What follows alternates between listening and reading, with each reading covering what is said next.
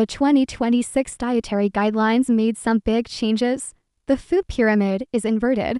Ultra-processed foods are discouraged. Whole foods and protein are emphasized. But there's one important piece missing, and it may explain why chronic disease keeps rising. The new guidelines are a step in the right direction.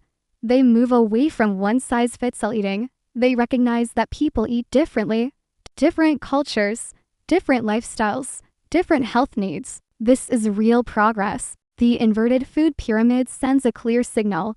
Not all calories should be treated the same. Protein matters more.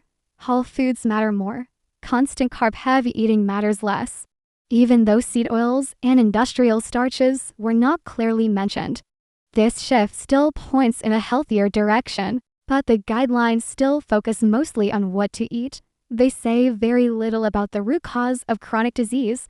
The root cause is often insulin resistance.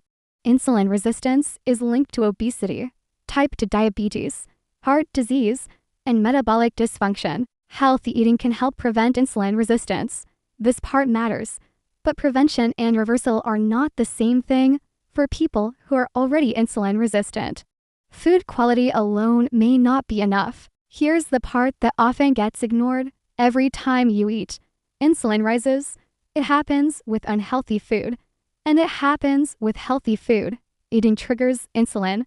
That's how the body works. When eating happens all day long, insulin stays elevated. Frequent meals, frequent snacks, frequent insulin spikes. Over time, this can worsen insulin resistance, especially in people who already have it. This is why eating frequency matters. Giving the body time between meals allows insulin to come down. That lower insulin state is where metabolic healing can begin.